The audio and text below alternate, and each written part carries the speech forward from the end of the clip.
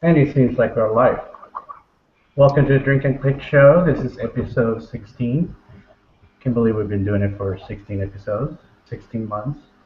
Yay! And we're joined today by a wonderful group of panelists and a magnificent guest, Mr. Michael Bonocore, which he hasn't shaved in 24 hours, and he looked like a caveman. Bro, it's Movember.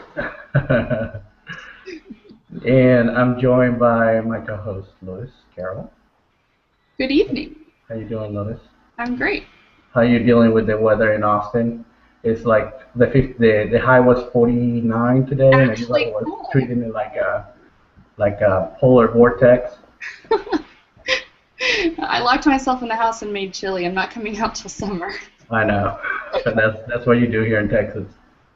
Whiskey and chili, baby. You still eating the same stuff you posted yesterday? What was it, like a can of tuna and... My delicious sardines. Oh, they were sardines. Yes. Yuck. Yum. I hate sardines. Fish is good for you. It is. I heard. So, Lotus, would you like to introduce the panelists and our guest? Yes, I would love to. Let's start off with Eustace James. Hi, I'm Eustace James. I'm Canadian. Lotus and Juan were talking about how it was like 49 degrees in Austin. I think it was actually warmer where I am than it was where they are. Oh yeah, it was like 65. It was crazy. Oh man, you know something's wrong if it's warmer in Canada. Well, yeah, all of Canada. I think the part of Canada was maybe warmer, but there may have been parts that may have been slightly cooler. I'm from Toronto area. You can find me here on Google+. Eustace James is probably the best place to find me. All my other links, Facebook, Twitter, all the other places that we hang out, they're all on my Google+ page. And I am also really busy on Google+ on Fridays because I co-moderate the Floral Friday. Yes. All right. Bring me your flowers on Fridays because I'd love to see them. Yay. Well, thanks for being on tonight. Thanks for having me. Awesome. Up next, we have J.J. Bentley. Hey, I'm from Los Angeles, and you can find me on jjbentley.com, which pretty much just links to Google Plus and Facebook and all the other social media that I'm on. And I do a lot of writing and posting of just pictures of everything I see in life. So you can just check it out there. Where would you say you're most active in social media? Just out of curiosity. It used to only be Google Plus. I mean, that's how I really got started in developing as the photographer side of me. But now Facebook is probably equal to that as far as response. Oh, interesting. Well, cool. Thanks for joining us tonight. My pleasure. Up next, we've got Mel Peifer. Peifer? It's peifer. Peifer. Yeah. Oh, Yes. you know what? I had a really good long run with getting names right. And I broke it. No, I broke it on your name. You broke it on me. That's okay. That's what she said. Okay. Well, I'm Mel Peifer. I am from, Minneapolis area. Am I still lagging? Am I like ninja? No, Okay. you're not Kung Fu anymore. You're all... Oh, okay. Okay, good. You guys are lagging on my end. So, okay. Anyway, I'm Melissa. I'm Mel. I'm from the Minneapolis, Minnesota area. You can find me at melissapeifer.com, as well as Google Plus and Facebook and pretty much any place like that. all the things. And all over the place. I do a lot of family photography, and then I also do a lot of floral and candy photography too for my job. Sweet. That was something that you started doing recently, right? It is. It's something that it's kind of been a recent venture of mine, and I actually really like it. I mean, I don't know how you can complain about shooting candy and flowers for a living, but, I love it. That's Yeah. good. It's awesome to see people find a paying job doing this thing that we love to do. So. Right. I know. It's hard. That's what she said. You're full of them tonight. Thanks for coming on, Mel. Thanks for having me. I'm going to skip over Boner. And we're going to Stacy Vitallo. Did I say your name right? No. No? Vitalio? You tell me how to say it. I say Vitallo, but my husband says Vitallo. So Okay, so I was going for the whole YLL thing. yeah. Hey, it was worth a shot. So there you go. I'm in Chicago area, so it was about 40 this morning and about 30 this afternoon. So Yeah, colder up there. yep. I'm mostly active on Flickr. I've been slacking on Google Plus lately, so I'm currently doing a 365 and focusing mainly on Flickr for that. So that's where I got my kind of start. So that's where I've been focusing. Okay, And that's what I was about to ask you, if that's where you started. And then you came over and started using Google Plus, but you're still like, you feel home at Flickr. yeah, that's kind of where I feel at home. And I do family and wedding and portrait photography as well, but I use Flickr mostly for my personal work. So Okay. that's And what I love seeing your stuff. I see it because I follow you everywhere, but I do still feel like Flickr is one of my favorite places to be for photos, like really for photos, not as much for the social. I kind of talk to people there, but not the same way I do in other places. But for the images, I think I still like to be on Flickr a lot more than anywhere else. Okay. Thank you for being on, and we're going to focus on Michael Bonocore. Yeah. What's up, Lotus? My name is Michael Bonocore, and I'm a candid photographer as well. Okay, 1 minute. Yeah, something's happening with my feed here. We have a An echo. echo. Like an echo. Go. I'm going to mute people. And we're going to get it shut down. Oh.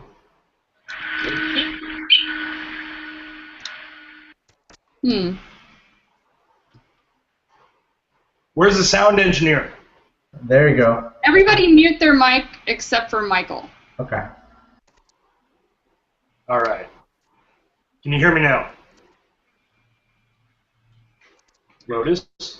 Yes. All right. I had to unmute myself. Yeah. My name is Michael Bonocore. I'm based in San Francisco, California.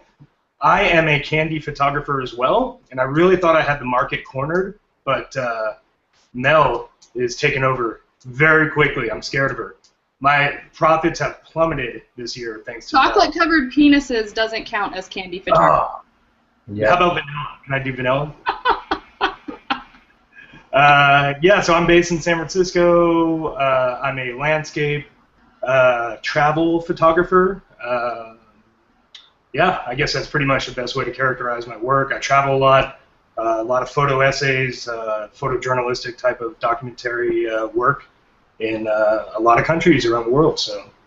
And you write also for F-Stoppers, right? Yes, I write for F-Stoppers, fstoppers.com. Check us out. We are the leading photography news site in the world, the best site in the world, photography news. I do write for them. I'm also an educator at Matador, Matador Network, and the Matador University, and I'm also a writer and contributor to Matador Network. So they're the world's largest independent travel website. So that's really cool too. And then I do just tons of other jobs, camera work for film, independent photography gigs, whatever comes through. Do you do any kind of escort service?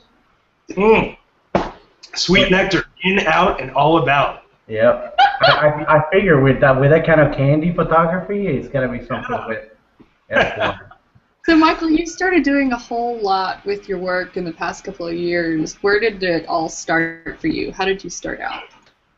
Well, it all, you're involved in this story, actually, Lotus. So that's why you asked. You just wanted some props. I just wanted it to be all about me. Yeah. So back in 2007, I didn't know anything about photography. I was, I had a point-and-shoot camera that I photographed my buddies getting drunk with at parties, egg stands, and beer bongs, and And so I had this little point-and-shoot camera, and I was going to Costa Rica. And I did some research online for places in Costa Rica. On Flickr, I stumbled upon this photo of this, Arenal volcano in Costa Rica. The photo was cool. I was like, wow, that's a really cool photo. It turns out it was Trey Ratcliffe's photo.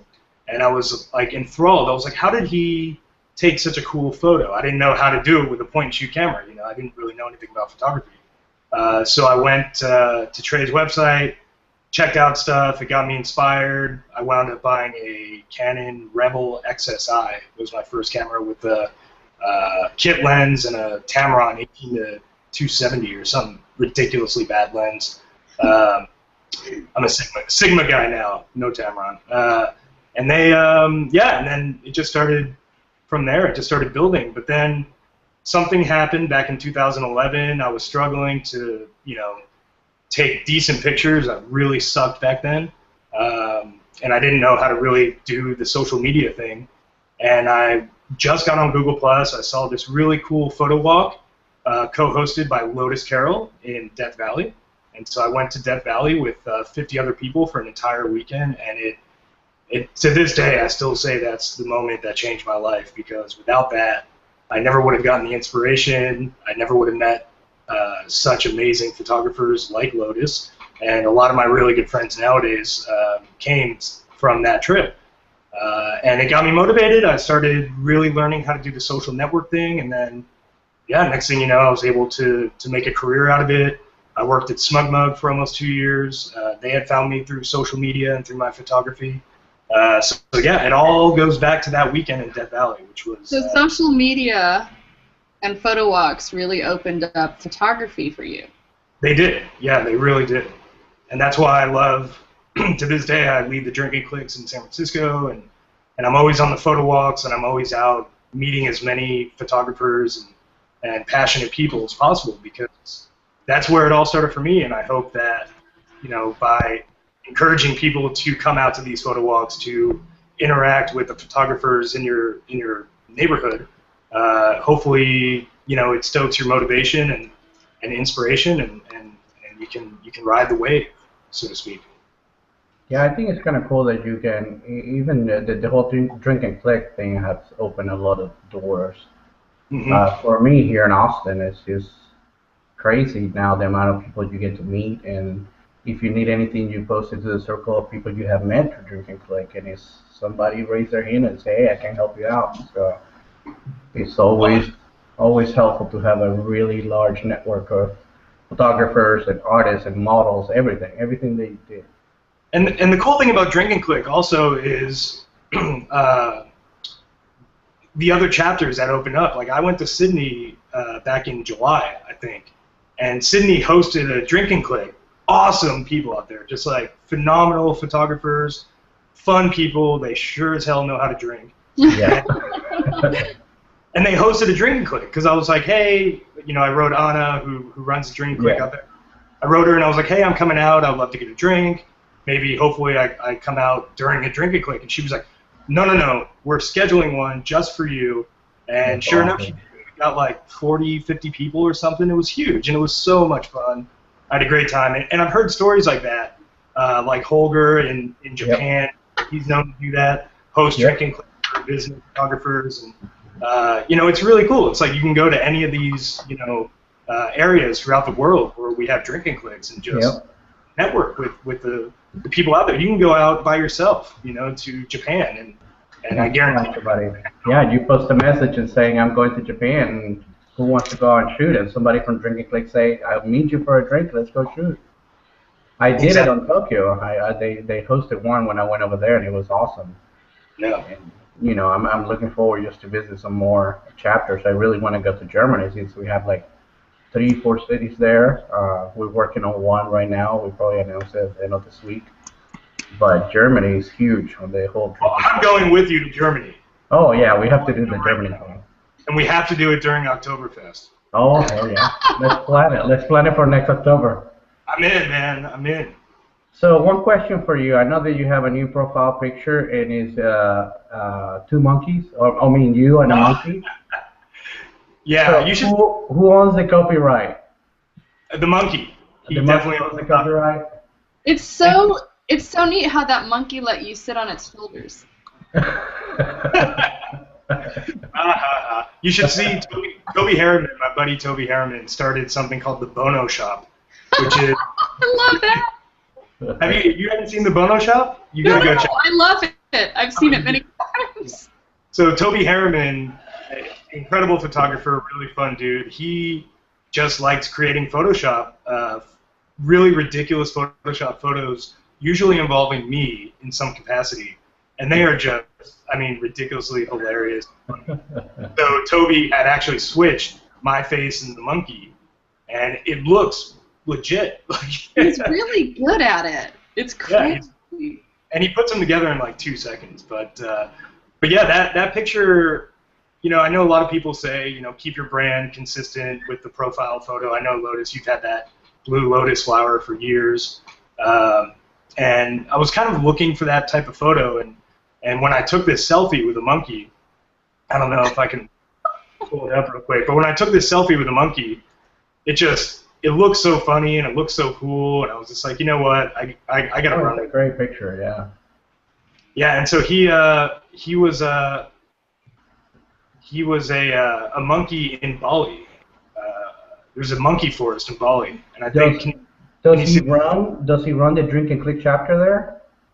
he should, man. So a funny story about this monkey, right? Can you see the photo now? Yeah. Yeah? Yeah. Okay, so right after I took this photo, and I had been warned about this monkey forest. I mean, there's thousands of them. They're jumping all over you. They're climbing over your neck and your head. I had been warned not to keep anything in my pockets. Well, sure enough, I didn't listen. And this monkey, right after this photo was taken, he kind of walked down the side of my body, reached right into my pocket without hesitation. I mean, he didn't even fumble around or anything. He was in and out in a split second. It wasn't his first rodeo. Yeah, it was not his first rodeo. He had my hotel room key. He got it out in a split second, and he tossed it right off a bridge. Nice. Right off a bridge. And down into like this river, just, you know, overgrown bush. And That's a good way of inviting you to spend the night with him. Yeah. Yeah. I know, man. Yeah, but so we wound up getting. I had to ask a guy because I was wearing sandals. I was wearing flip flops. It was freaking Bali, and this was a very treacherous hike down. And one of the guys that worked at the monkey forest volunteered to go down and get the key for me. Luckily, so I got the key back. But man, if you're ever in this monkey forest in Ubud, Bali, watch your pockets. Don't put anything. Monkey forest is literally what it's called. So, It's called the monkey forest. Yeah. So out of your travels, what's on the list? I know you say Peru, but I know that you probably have other plans going on, or that you're thinking of going. Oh yeah, man. So I lead workshops for a company called The Giving Lens, and I know we've talked about it on previous shows, but I absolutely love working for The Giving Lens. We lead photography workshops all around the world, and while we're on the ground in whatever country we're visiting, India or Nicaragua, Peru, Jordan, we are working with a nonprofit on the ground, usually helping the communities in various ways, either at a after-school program, teaching them photography, or we've worked with women's co-ops in Amman, Jordan, so trying to further the women's rights in the Middle East. We've done a lot of really cool stuff like that. So The Giving Lens is a company that I travel with quite often. We have a ton of workshops. Go check us out, thegivingLens.com. They are life-changing. I mean, everyone who comes on these workshops, there's tears at the end. Very happy tears, but everybody's very sad because you really bond, and you're bonding with the children that you're working with, or the people in the communities that we're working closely with. And the whole time we're teaching you, photography. We're teaching you how to get those really awesome street portraits. We're teaching you how to get those really cool landscape shots of Machu Picchu at 5 a.m. when the sun rises over the foggy mountains. And yeah, so I love doing that. So in 2015, I'll be traveling with them a lot. We have Thailand in March, and Jordan again in May, and Peru, and we're going back to India, and yeah, we have a ton of workshops. So I'll be going to most of those. And And then, yeah, I'm going to Peru again next week. This will be my 4th time in Peru. Wow. Yeah, and then So are you going so often to Peru because you actually do have family and kids in Peru? yeah, my second family. Right, second, yeah. No, my Peru. We've done 3 workshops with the Giving Lens in Peru, so that was the first 3 times that I went. And then this time I'm working on a film with my buddy Lucas Gilman, a surf film. So we're going to be doing that for about 10 days, and then I'll be going back again, I think, in May for another Giving Lens workshop. So this will be my 4th trip. Next year will be my 5th. Yeah, I'm pretty much. I should get the Peruvian citizenship by now, man. I go there so much. Can you tell Colby Brown that I speak Spanish and I can go with one of the trips? Hola. Yeah. What the hell? Yo hablo español? Mike, all this traveling. I mean, what is this? What's on the bucket list? Where haven't you been that you want to go, either personally or professionally? There's a lot. I mean, pretty much any place I haven't been is on the bucket list. I mean, I just want to see and experience everywhere. Luckily, one that I've wanted to go to for quite a while, I get to cross off in January. I'm going to Namibia with my girlfriend for about a month. We rented a camper van, and we're just going to drive around the Skeleton Coast and drive around Namibia for a month. That's one off my bucket list. I'll be doing that in January. And, man, I want to go to Patagonia. Patagonia would be nice. Yeah, my buddy Chris Burkhardt made a film in the Aleutian Islands, a surf film in the Aleutian Islands, and oh man, Alaska I've never been, and the Aleutian Islands, which just got pummeled with the storm. They had 50-foot waves at these surf breaks in the Aleutian Islands, but of course nobody's out there. I mean, nobody lives out there, and surfers aren't going out there. But Burkhardt decided it would be a good idea to bring a bunch of surfers out. But man, 50-foot waves in this like really remote stretch of Alaska, pretty much almost in Russia. I mean, those islands go all the way down almost to Russia. So, that's on my list. Russia, there's a billion places on my list, but I'm hoping to knock them all out before I go. And Michael, go ahead. Michael, you had mentioned about the Giving Lens being so amazing with the personal experiences. Mm-hmm. And I was wondering if you had any that like stood out above the others for you personally. You know, somebody in particular that you remember? I do actually, and maybe I'll even share a photo later on of this gentleman. But yeah, in Jordan, we go to this desert camp in Wadi Rum. Wadi Rum is just one of the most spectacular places I've ever seen. It's this, huge desert with these amazing rock formations. And I mean, if you're a landscape and night shooter, I mean, you could just spend weeks just driving around this desert. And when I say driving, there's no car or no roads. You're in a pickup truck or a Jeep, and you're driving through the sand. So in this desert encampment that we stay in, there's a man named Shaban. And he is an Egyptian man who lives in Jordan now and works at the Wadi Rum camp. And his primary job is to basically smoke shisha. And shisha, before anyone gets excited, it's tobacco, but it sounds cool, right? But it's like flavored tobacco, sticky tobacco, and you smoke it out of these giant water pipes. And so Shaban, my first trip there, everyone went to bed, and I was shooting a time lapse, so I had about 4 hours to kill. And I sat with Shaban by the fire, and it was just me and him. And he doesn't speak any English. I don't speak any Arabic, obviously. But we had, for 4 hours, I swear to God, we had the most amazing conversation, even though we never spoke. Are you sure it was just tobacco? Sounds funny, but no, it was incredible. He was showing me. Really, really great. We were snacking in some mushrooms, but I don't know. So you say you had this amazing conversation, and I mean, we can assume, but how did you communicate?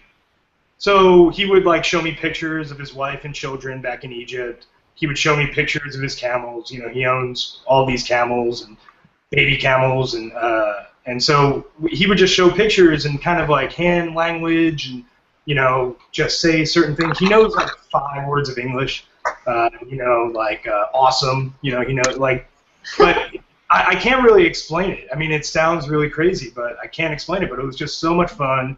and we sat by the fire and we laughed all night. And so I went back the next morning when we left. We had to leave Wadi Rum. So the next morning when we left, he came out to the bus to say goodbye to us, and he started getting teary-eyed. And one of our guides, said, "Wow, I don't know what happened, but you really touched this guy because he's never shown this kind of emotion or anything." And he started getting teary-eyed. He couldn't even say goodbye to me. We hugged, and he walked away super quick, very upset. I was like, wow, that was really powerful. And so this year... Sorry, do you touch his camel toe? Not funny, Juan, but... so this year when I went back, he very happy to see me. And the day that I left, we sat by the fire again all night and smoking shisha. And the day that I left... Oh, so you got to talk to him again. That's awesome. Oh, I went back. I went back this year, and then I'll be back again next year. But this year, when I went back, when he left, when I was leaving the next morning, he comes up to say goodbye to me, but he hands me his water pipe. And I have it right over there. I'll grab it for you in a minute. It's a custom-made Egyptian water pipe that he has smoked nonstop all day in and day out for the last 10 years. I mean, wow. Him and this water pipe are never, ever, ever separated, and he gave it to me. And he had tears in his eyes. A really meaningful connection with them. That's really awesome. It's incredible, and I couldn't hold it in. I just started crying. It was the most powerful thing that's ever happened to me. And he's on Facebook. It's incredible. He's on Facebook. He can't read or write. Yeah, it's crazy. He can't read or write, but somebody had taught him. Somebody saved his login information, so he knows. Just go to the browser, press this button to log in, and he knows how to like and how to share. So he knows where those buttons are, but he doesn't know what they say. He can't read anything, and so that's all most people know. Yeah, exactly. And so every so often, like every week, I'll just get 50 likes on all my photos from him, and it makes me so happy because I know he's sitting. That's cool. Yeah, that is awesome. I know he's sitting in this desert encampment, just seeing my photos and remembering me, and so yeah, it means a lot to me. He means a lot to me. So I'll be back. All the times we've talked about all kinds of stuff, I've never heard this story from you. I really love it. What a great story. Thank you. I've actually posted it before. Well, I don't read your crap. Oh, thanks. I do actually. I've read it before, so I was familiar with it. I really loved hearing it from you now, though. It's actually interesting that you say that you sit by the fire and you're sitting for 4 hours and you don't speak a word of your language, each other's language, and you get a connection. Me, I was there he is. There he is.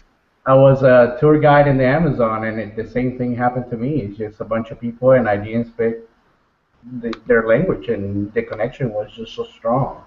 Yeah, it's really incredible the human connection that you can make with people, and I didn't really understand that until I really started traveling the world, and boy, I mean, these kind of stories happen to me a lot. I have pretty strong connections with a lot of people I've met in my journeys, but usually we speak the same language, or we have an interpreter, a way of communicating. Mm-hmm. But man, this one just blew me away, took the cake, and I love that man. So I've got pictures of me and him that are on my Facebook and Google Plus and everything. But one night I was sitting with him by the fire, and it was like 4 a.m. and he goes, come, and he whisked me away, and I guess he had these camels that had gone off into the desert with a couple other guys, and I guess when the camels give birth, they take them out into the desert just so they're not stressed out.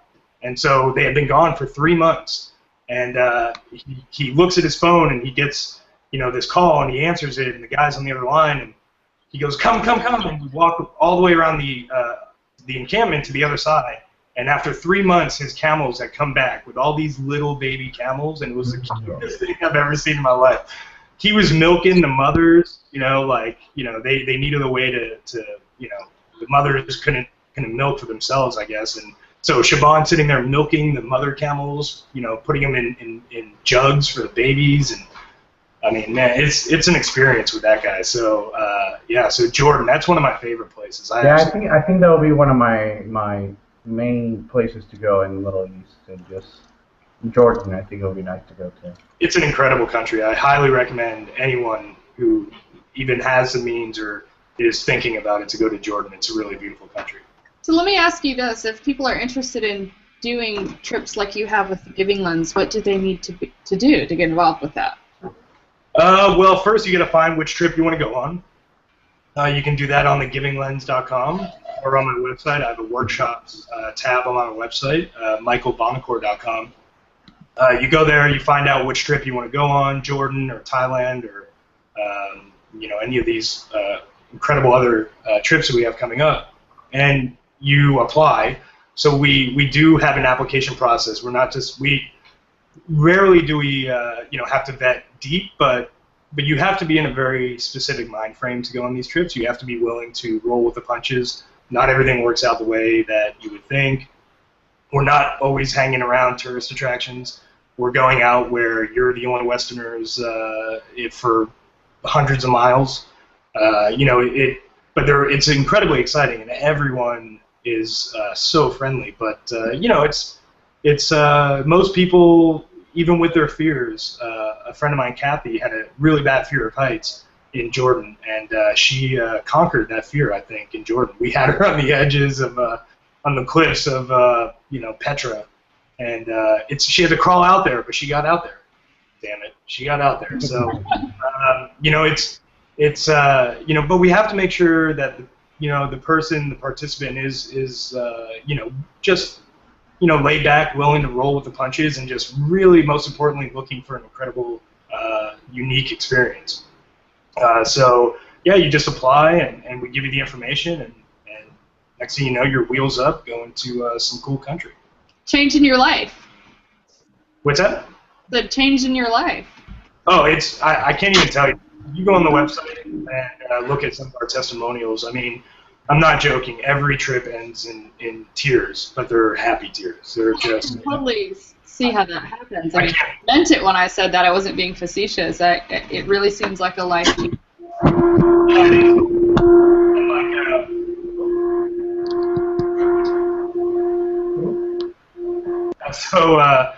Like a lot of the kids we work with. So Nicaragua, we have a group of teenagers who we teach photography to, and these kids are really amazing photographers. I'm not joking. These kids are good. Like, we have taught them really, really well in the last couple of years. And the connections we make with those kids are just, I mean, it's hard to say goodbye to those kids when you leave. But obviously, you wouldn't trade it for anything in the world. But everyone's crying. The kids are crying. You're crying. It really is a life-changing experience for most of the participants will tell that to me. They'll say that was life-changing. So it's exciting. I love doing it. I'll never stop. I did it all the way through my employment at Smug Mug. Also, they were super cool, and they would let me go on all these trips. So that's something I never will stop doing. I love doing those.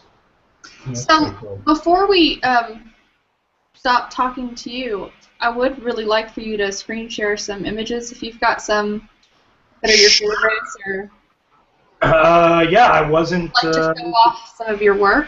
This will be good, actually, because speaking of the Giving Lens and the travel, I do have a gallery. So I wrote a piece for F-Stoppers called "Why the World Needs a Photographer Like You," and maybe we can link to it in the recap of the show. It's kind of me talking about. You have the link right now, because I can share it also on the show. There's a new app for that. If you drop it in the chat while you're talking, I'll add it. Oh, great. I'll get it in a minute. Okay. But anyway, so these were images that I used in that piece. 1 second. So you have a Smug Mug site. How do you like it? I love it, obviously. So can you see this photo? Yes. That is awesome. All right. So this is 2 elephants, obviously. They are at a elephant sanctuary in northern Thailand, which we will be visiting with our TGL, the Giving Lens Thailand trip in March. But these are 2 elephants who have faced incredible abuse in their life. A lot of these elephants come from logging trade or the Asian elephant tourism trade, which is absolutely horrible. I implore you, when you go to Asia, to never ride an elephant or ever participate in those type of shows.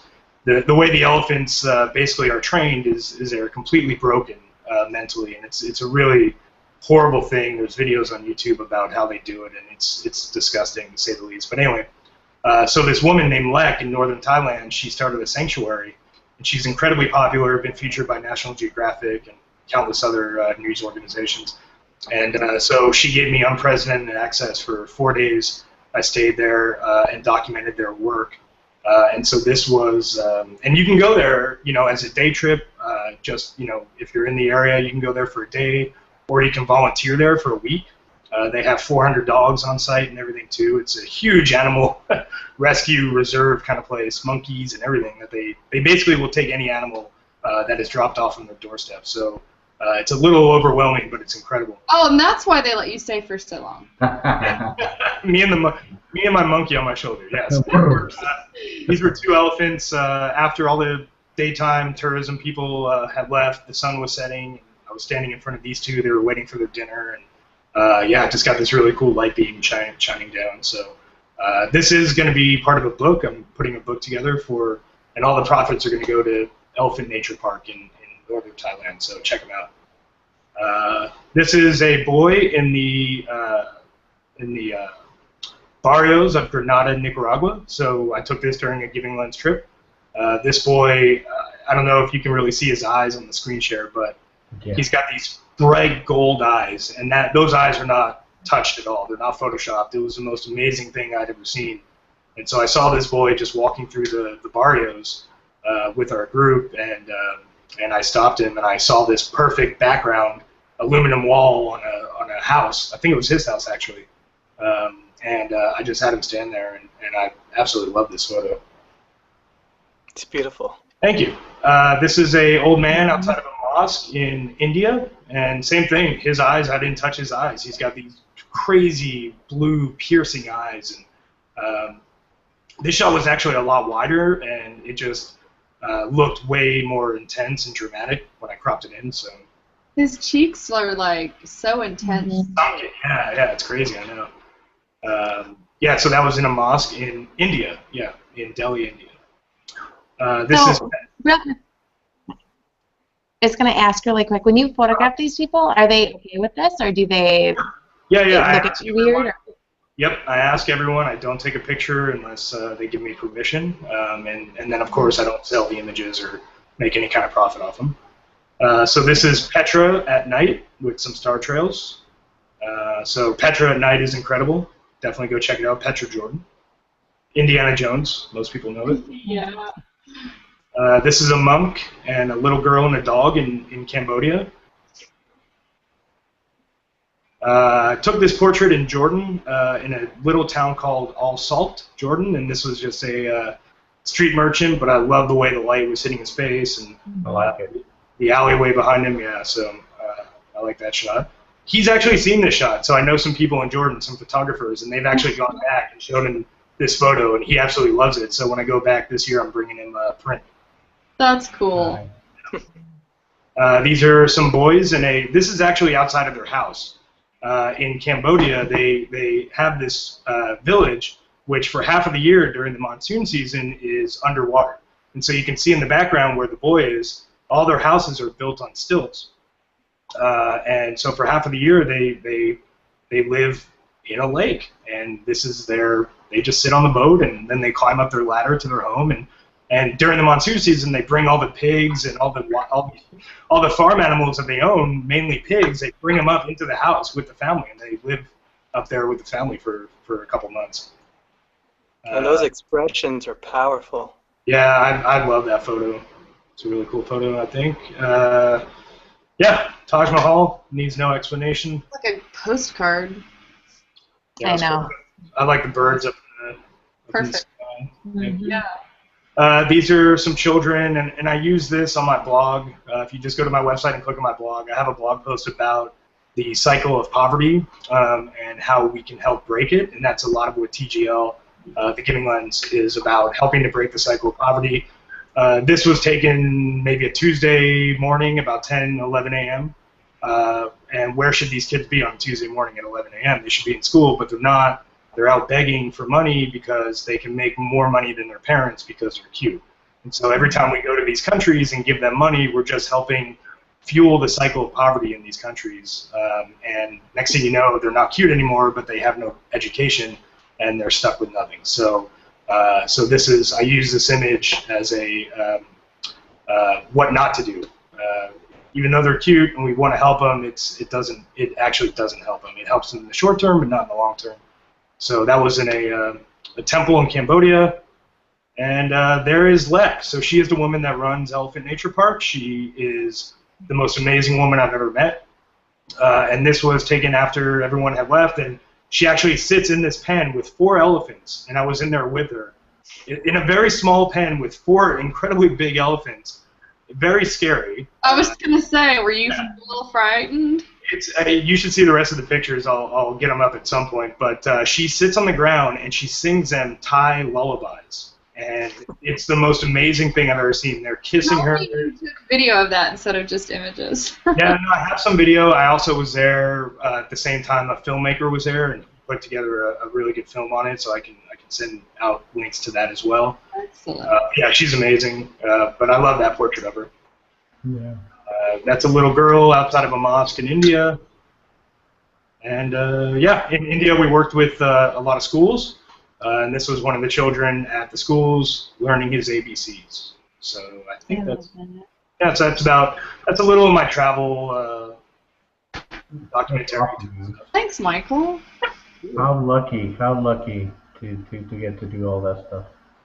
Mm-hmm. Yeah, it's fun. I'm happy. It's obviously worked really hard to get those opportunities too. Yeah. It's a lot of hard work and dedication and a lot of traveling. I'm on the road constantly. I have this really nice apartment behind me that I'm barely in, that I pay way too much money for. But you know, it's if I get the chance to travel anywhere, I'm taking it. I'm not passing. No matter how inconvenient it is for me, I'm not passing it. Awesome. It's my drug, along with this scotch. Well, thank you so much, Michael, for sharing all your pictures and your travels and all the inspiration, man. Of course. Awesome. Awesome. Thank you for being here. So, Lotus, are we moving to the panel? Yeah, we have an awesome panel here tonight as well, and we would like to see some of their images. So, we'll start off with whoever wants to start, or we'll just pick somebody. Anybody dying to go first? I want to see Mel's candy. Mel! Hey, you're not the first one. I hope I don't disappoint with my candy. That's what she said? Alright, well, do you guys just want me to go? Should I just do this? Start this? Do this thing, baby. Okay. I'm going to start off. I'll zip through it because I hate talking about myself. Is that... Michael, you did a great job. In my photos, you don't have to they are so local. No, okay. I have to start here. It's my 3. I just took on another, Lotus, how you mentioned the cool way people can, actually make money through photos. Well, I just got hired on by the city, a city by just right next to me, so I'm helping them redesign their website and brochures. And I mean, they print thousands of brochures and photos. So this is my very new project. So I'm doing a lot of street shooting, which I find completely uncomfortable. So I mean, they're very, very. Michael, you do so good at it in language barriers, and I'm just talking to 3 Caucasian women, and I have the hardest time saying, "Can I take your photo?" I'm just so bad at it. So I'm trying to get better at this. It's my new thing. We're working through this. I'm working through my insecurities. The worst they can do is say no. That's Nobody does say no either. Everybody is so excited. I have to remember, people like to get their photos taken, and I always give them an out. I'm like, if you don't want to, I'll walk away.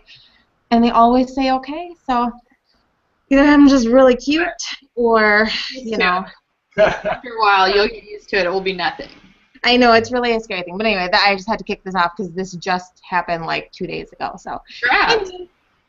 Thanks. So let's see, where am I at? That is the wrong way. Hold on. Okay. That was my leave. Okay, so family stuff. I do a lot of family work. I'm up in Minneapolis. We just had the most gorgeous fall. So we just made it through another awesome fall family season. These colors that I was working with this year are just like, I mean, people pay money for backdrops that look like what I just had by walking out of my front door. This is just downtown Minneapolis, actually. A senior shot. I've been doing lots of senior work this year, too. I don't know why, but I've got these really fun seniors. They just want to do strange stuff. It's this whole, like, the Instagram and everything that they do now. Seniors they're so much are weird. Yeah, but they're so much more comfortable now. They want to do fun stuff. They want to pose. They want to look cute. I mean, I don't know. It kind of really broke down the barrier from when I did senior shots some years ago. And it was awkward and weird and sit here. And it's so different now. So They want to do more theme stuff. They do, absolutely. You know, that girl, she wanted to do retro, and then she wanted to do an earthy theme. And it was like, it was so easy for her to want to do this stuff because she does it on Instagram already. So, you know, it was fun. So my other job, my two jobs, I do floral photography. And I do floral photography for a small business. Do their website work. I do all their social media. So about weekly, I go in and I do flower photo shoots. It's just like working with people, I have found, except they're much quieter. Candy. Maybe a little smarter, too. All my candy stuff. I've been doing it. And it's fun because basically I'm given free reign in a candy shop and a floral shop. Nice. And I am, you know, every week things change. Every week I change a little bit on what I want to shoot. But it's really fun. It's free reign in a store, in a couple stores, to just compose and use what they have and work with the colors and the lighting that's there. And it's fun. Yeah, it's my candy. Yeah. You get pretty flowers and yummy candy? Yeah, it's so fun. And, you know, my Mary Jane. Mary Jane. Right. So this is about all of them. But yeah, and then I do a lot with the wedding flowers, too, before they get to the bride, which is like my favorite thing because I get to see them first and touch them first and hold them first, and it's kind of fun. Awesome. So anyway, that's a little bit of what I'm doing and what I've been doing very recently anyway. Cool. Awesome. So yeah, much more local. That's great. Much more local. All right. So yeah, thank you so much for sharing your images. Thanks for letting me. That's pretty awesome. You're taking that route and you found your niche for. You know, the hardest thing is not breaking stuff because I'm working in a little shop and like I'm clumsy. I'm just one of those people. So the hardest thing is like all my gear, I like tuck it in really close so I don't knock stuff down. And my biggest fear is dropping like flower arrangements. I mean, these things are hundreds and hundreds of dollars, some of them, and I'm so clumsy. So haven't broken anything yet. That's my goal. So who's ready for showing their pictures next? J.J. I'll go. There you go. Hey. Lotus is in control of my pictures, so. Yes, I'm gonna screen share JJ's photos. So give me a second. I thought I would show. I'm a love people photography more than anything, street photography especially. So I thought I would just show a couple of my favorite street portraits. I need to learn from you. Well, I'm an introvert, so this is like the weirdest thing to be into because I hate approaching people. And I love your portraits. I love seeing your stuff in my stream. You have beautiful portraits. It's definitely a strong point for you. So here's the first one. This guy, his name is David, and what I remember about him, I don't always ask for pictures. I prefer not to ask. I like candid pictures better. But when I think I might not get the picture, I'll just go and ask because I don't want to risk losing it. So someone like David, I couldn't really get a candid picture. And he was very suspicious of me, and like it took me a little while to convince him. And I was thinking in my mind, you know, I could have just taken your damn picture. Like, what's up with you? He finally agreed, and then he loved the picture. Afterwards, he was on Facebook, and I was able to show it to him later. And I don't think he was expecting it to come out like that. But I love knew he would that. look cool. So tell me, what kinds of things did you say to him to allay his suspicions? And what kind of suspicions did he have? Or he was just uncomfortable? Well, yeah, you know, like, what am I going to do with the picture? Why would I want his picture? But, you know, I told him, I want your picture because look how you're dressed, dude. You're cool. I said, I want to take your picture because of your hat. I make up, like, a reason, like, specific reason. Like, your hat is awesome. You got to let me take your picture. And then I give him I carry around business cards, so that helps, like, add a little authenticity. That's good. I've heard people say that they'll also like people who carry their mobile phone or iPad or whatever with them, they keep like a collection of maybe like portfolio almost of shots that they've taken before. Because if you have something you can show too, because the tendency, I think, when people are suspicious like that is like they think you're some like weirdo creeper and you're going to do some terrible thing with their. Yeah. I'm not sure exactly what terrible thing they think you're going to do, but.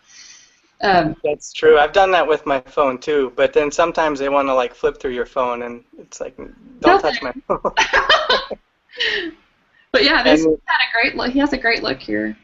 Yeah, so you can go to the next one. Okay. Cool. This guy's name is Alfred, and I had a photo shoot unrelated to him, but while I was waiting for the people to show up, I saw him staring out at we were at a beach, and he was staring out at the waves, of which there were none. And he was waiting just for, I guess, Mother Nature to let him surf.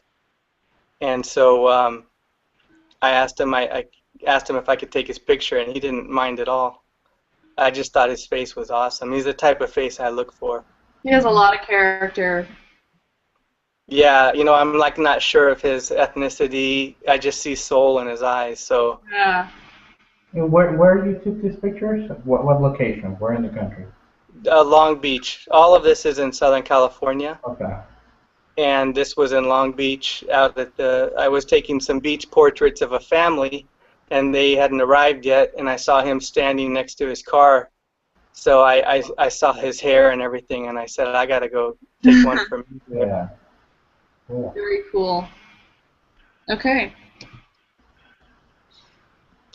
And this is a candid portrait, so I don't know his name, but to me, he looked epic with that hair, and I believe he had just finished working out at the gym that was nearby. But just his expression and everything about him, this is maybe my favorite portrait I've ever taken. I love it. He looks like an old, aged up rock star. You know, like. Yeah, that's what I was thinking too. Yeah. Yeah. Yeah, I don't know. There's something emotional about it for me that I love the most. It is. It's emotional. He looks.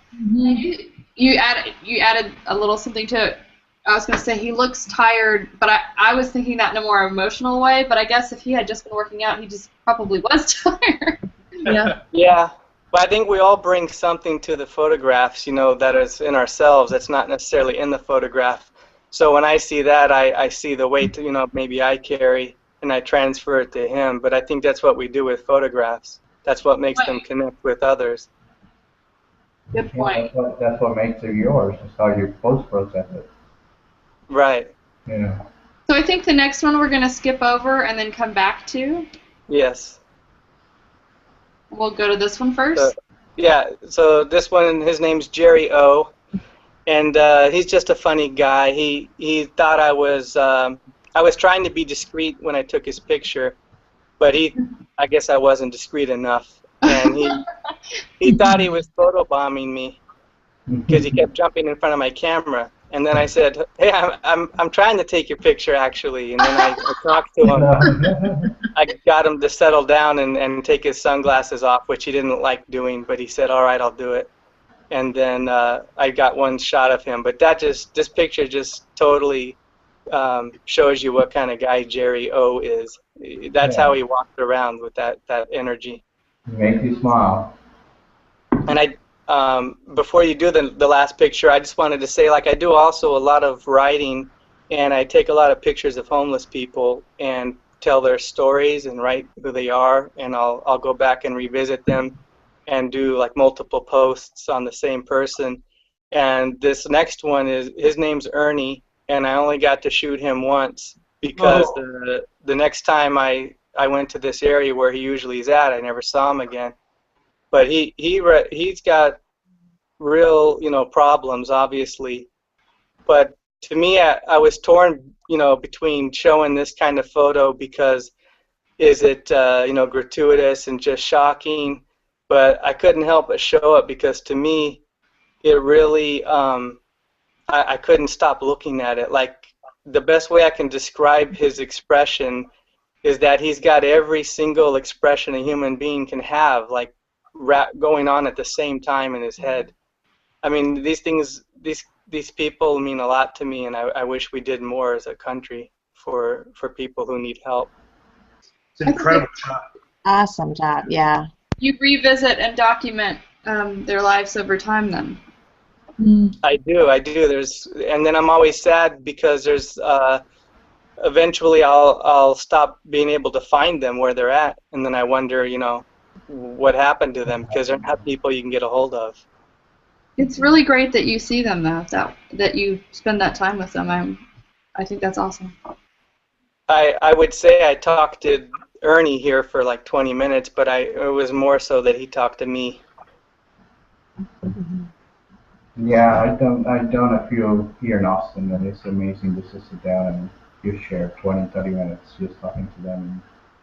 The last guy I talked to, he wrote on a piece of paper a code that I can go enter in a public library, and I will discover really the truth of what's going on, or something like that. And I was all into it. I said, here's a piece of paper, write the whole code, and he wrote this bunch of sequence of letters and numbers and what I need to do, and it was just crazy, but just like giving my full attention and just spend the time with him, and it's just amazing.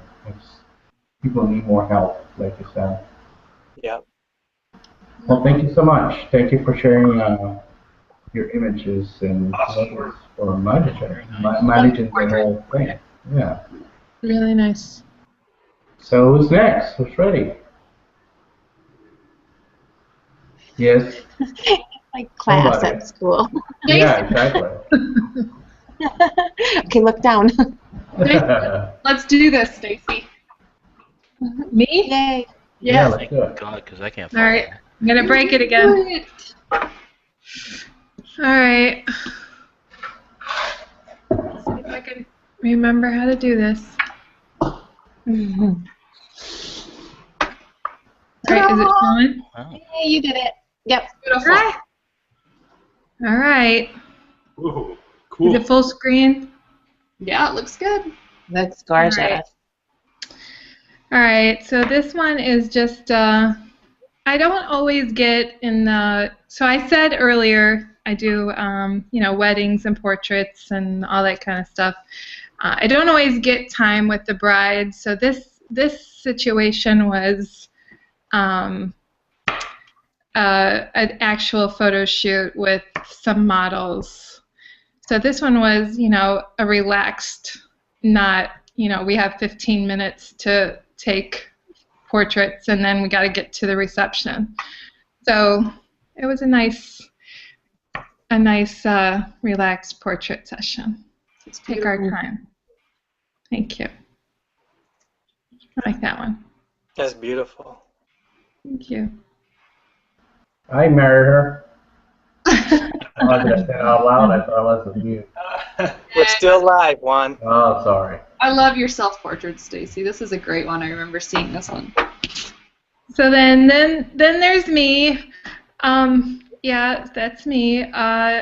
When I started the Flickr journey, I did start doing a lot of self-portraits because I didn't have a model all the time in my pocket. I did make that comment earlier that I had a really great location and no model in my pocket. So sometimes I have to throw myself in front of the camera. And that's okay. I'm okay with it now. And sometimes there's a, you gotta just rock it out, and You gotta do it's it. cool. I love your processing style. I love there's something like both cheery and moody about it at the same time. It's like kind of mysterious, and it's really neat. I like it. I like the way you process. Thank you. I've spent the last, what are we on, 300 and something days, kind of developing a style, and I've got a little list of, I think I'm down to maybe 16 that I really like. So I've kind of narrowed down, I think, a style that people can pick me out if they see an image. Oh, that's a Stacy image. I do. I can. Over time, I've noticed. I start to notice your processing style now, and I think I commented to you about that once that I really liked it. It's pretty cool. I used to not think I had it, but I'm hoping I'm getting there. So I think it's good if someone like you could say that, then that's a compliment. So thank you. Because I'm spazzy. What? Because I'm really absent-minded and spazzy. No, because you're Lotus Carroll. I feel the same. I love your work, Stacy. Thank you very much. Thank you. Okay. There's another one. That's me again. It's another one from my 365 here. And can I ask, are some of these very emotionally heavy for you? Is there like a lot of meaning in them? Or are you just going like, I have a concept and I want to get it. I want to shoot this concept I have in my head. Yeah, sometimes like this was probably a Me Again Monday. I'm very active in that group on Flickr, so that was a theme, like a down the road theme. Okay. So that was a theme given, so that might have just driven that photo. But yes, a lot of my self-portraits are very deeply meaning. Yeah. It's the easy answer. I hear you. I'm there with you. Yes. With my portrait work, I feel I very easily love to, and I think someone mentioned earlier too, I love to talk to my subjects and show them something that they never saw in themselves. This is one of my daughter's friends, and she is wearing her grandmother's hat, and she never saw herself as beautiful. And when I showed her this photo, she's like, "That's me." I'm like, "Sophie, you are a gorgeous girl. Look at you." And in my camera, I was like, "Oh, I cannot wait to process this photo." It was gorgeous in camera, and it was even more gorgeous when I finished it. And she just couldn't wait to show her grandma the photo wearing her hat and all of the whole combination. And that's why I love doing what I do sometimes, especially taking portraits. Where do you live in? Chicago. Oh, cool. It's got a very country feel to it. Yeah, this is definitely in the plains with some big grasses and wooden fences. Yes, yeah. There's some pasture field here. No camels though. No cows or anything. On your shoulder. Yeah. No. Mike will be bored there because there's no camel. No Not camel. true at all. They have amazing thunderstorms. All right. Michael's never bored. I'm never. Michael brings the party. This is really beautiful. I think it's really touching what you said about being able to show someone something in themselves that they don't see. I think a lot of us don't see ourselves the way other people see us. And so I think that's actually a huge gift that portrait photographers have to share with. Yeah. So I think I thought it was really cool that you mentioned that. Thank you. Just one of a fun photo from the summer. Out at the lake. I don't know if that's showing all the way in the screen. It's kind of zoomed out on my end. Cannonball. Yeah, cute. It's cutie. You're making Juan and Lotus jealous in their 42-degree weather right now. I know. Just that in Polar a half. vortex.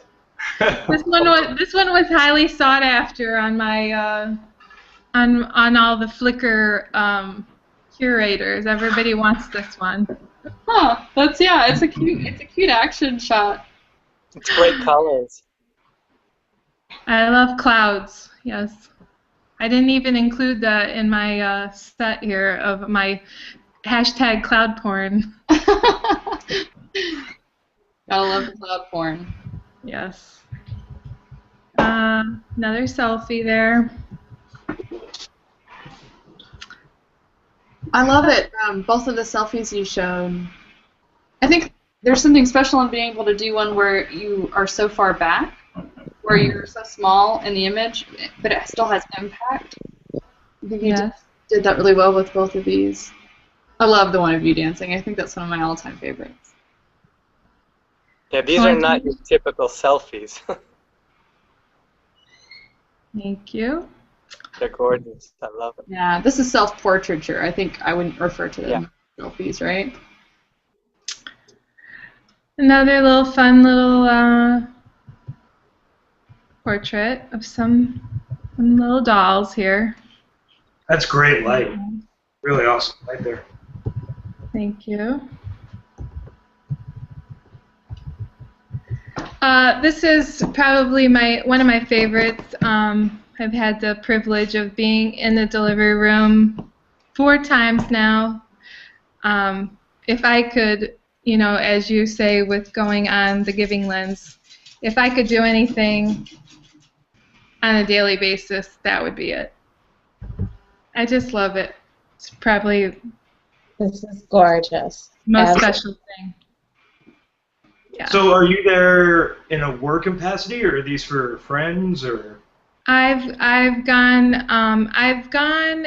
as a stranger once, which then I got to go back as a friend for their second child. So I didn't know them the first time, but then got to become a really good friend, and so. But they hired you. You didn't just like creepily walk into the hospital. No, they hired me.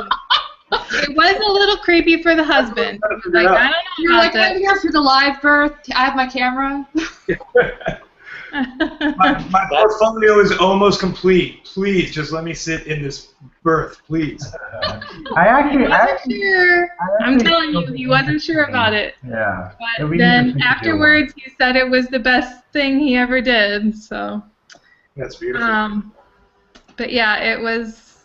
I have 3 children of my own, and never, I wasn't present per se, but you know what I mean. Yes. Yeah. I like making them.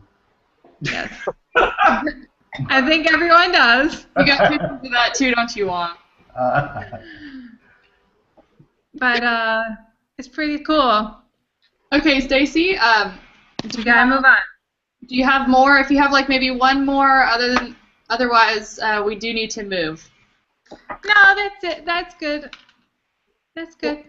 Beautiful work. Like I said, I always love seeing your work through my various streams and social media too. Yeah, thank you. Thanks for sharing. Yep. All right, Eustace James. That'll leave me. Not surprisingly. Wrap it up. Yeah. Not surprisingly, I'm going to start with flowers because sort of that's where I really started to develop a style or aesthetic. I love shooting flowers on black. I think they look best on black. Pop. And that's how I love to present them. And that sort of style has begun to inform my other work, as you'll see as I move on. This I shot in the zoo. And this is, I think, something that I sort of stole from Mike Shaw and Alan Shapiro and those kind of guys. Find the right light and you can get something like this. It's really amazing to see, you know, where the sun lands and where the animals are and where people are, and what you can do with that kind of a thing. So this is how I love to present my photos. My last one's sort of a little similar as well. And so much. Yeah, this is one of my favorite self-portraits, actually. It's a composite because I can't really do that to ice cream. Oh, I would have believed that you could do that. Eustace. You should just let us wonder. You shouldn't have told me that. I was like super excited. I was like, dude, that is rad. Now, what made you decide to create this image? How did this get birthed? Well, it was for Christo Ray's scavenger hunt, actually. I can't remember what the thing was. I think it was ice cream cone. It was ice cream. Yeah, so I had my wife with a blow dryer and some chocolate chip cookie dough ice cream, which unfortunately, no, I did not get to eat afterwards. I was going to say, that sounds delicious. Disappointing because most of it ended up on the floor. But yeah, what you can't see is, I guess, this part of the photo is just the cone, but where my head would have been a blow dryer and her hand. So I had to shoot it in 2 parts and just left the lights the same and shot the 2 photos, and that was pretty much that. But I really, really like the way this. I love it, and what a great idea! What a creative way to come up with doing that. Yeah, and that's very well done. Thank you. And to talk to Stacy's 365, I did one of those, I guess, maybe 5 or 6 years ago, and that is hard. I think it was the hardest photography that I'd ever done. Yes, in terms of discipline, but in terms of finding ideas and in terms of developing different and exciting ways to shoot yourself. I mean, people think that selfies are an easy thing to do, and I suppose, yeah, you can always just hold up an iPhone and take a picture of yourself, but at the same time, there's a level to which you can take it that it becomes something different than just that kind of a thing. And I think it's that's like how artistic you want to take it to. Yeah, exactly. The people in those scavenger hunts, like Christo Ray's, I mean, there's so many epic selfies in there. I mean, these things are 10 hours worth of work. I mean, because I judged one once, and it was one of the hardest things I've ever done because there was just so much. They're amazing, aren't they? Yeah, and that's I think a lot of where my best work comes from. And one that I didn't show tonight, I used my daughter for. It was for Your Worst Habit, and I think it may be the best photo I've ever taken. I really, really love this photo. I would agree with that one too. I loved that photo. Yeah. You know what? I'll see if I have time to dig it up. You guys go on. I'll see if I have time to dig it up. Okay. Well, we've seen some great images, and we appreciate you guys all sharing with us. We are also going to announce the winners from last month's challenge. The drinking challenge. Yes, we're going to announce, but before we announce somebody, I just want to mention something really quick. I got a screen share. Okay. Can you see it right now? Can you see this website? And I'm sure that a lot of people heard of this website, but I love it. I always give money. It's a website that you can give a loan as little as $20 or $25. And you can find different people on different countries that need money to start a business. And it could be, I usually try to look for photographers if they're trying to make a business in their country and they need a loan to be able to buy equipment. So I loaned to 3 photographers so far, and I got all my loan paid back, $25. And then I loaned to one lady that wanted to start a little market in her house, on the side of her house. So it's just something else that you can just give out and just, you're not giving money away, which is always good too, which I always do that too. But you're loaning people some money to start a business. So if you have a time, just go to that kiva.org and just look around. There's always a lot of people that have good ideas there, and they really want to start a business. So the Plus One collection, I believe, supported this. They did? Yes. Was that the second book? Yeah. I don't remember which one it was, so I didn't want to say, but yeah. In the past. But it's always interesting. It's always happy when you get the little email that says, you got paid, whatever, $3 back from your loan you make to whoever in Guatemala for whatever. And he's like, oh, I'm glad they're doing better. So once you get the money paid back, then you move on to the next person. It helped them out. It worked out for them, right? Exactly. So it just gives a little hope that you're helping somebody out there. Anyway, so we're moving to the winners. Okay, so last month's Drink and Click Photo Walk Challenge was Nightmares. Yes, and I need to appropriate for the month in which Halloween falls. So I'm going to screen share and we'll announce. We'll start with. So my self-portrait won is what you're saying. The one with the monkey or the camel toe? It gave people nightmares. You can't collect the monkey owns the copyright. There you go. So we're starting with third place, and this is Marianne, and I'm gonna destroy her last name. We Kevin. What? Marianne W. There you go. It's horrible, Juan. Horrible. I know. How do you pronounce it, Michael? Well, I can't even tell what he's saying. Oh, there you go. You just look at the screen share. Oh, look at the screen from Lotus. From Lotus. I'm watching Juan. No, just look at Lotus. Her name is Juan Gonzalez. No, Marianne from Vancouver. Marianne Workinen. There you go, Workinen. And she won a think tank photo pixel pocket rocket. I happen to have one right here. I know, I love the things. They're awesome. Yep, think tank rocks. So. Okay. Congratulations. Yeah, let's go to second place. Congratulations, Marianne. Second place. Second place, and this one is from Berlin, Suzanne. She always takes amazing pictures, so that's really no awesome. surprise she's on the list. And she won a light scoop, and it's gonna be light scoop is like a little light modifier you put on the flash, and it actually has like a mirror that it bounces the light up to the ceiling. Cool. So it's a pretty cool thing. And Professor Cobre, that's the name of it, right? Yes, and we have one here in Austin. We're taking it tomorrow or Thursday to the event here so people can try it. Cool. That's cool good because this month's theme is off-camera flash, so that's perfect. Yep.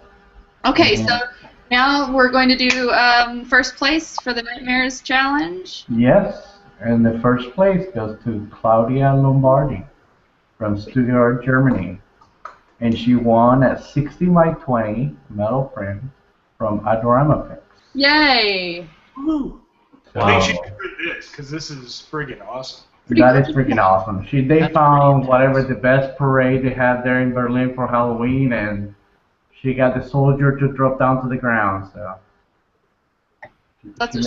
she made an effort. Yeah. That's awesome. What you say? Yeah.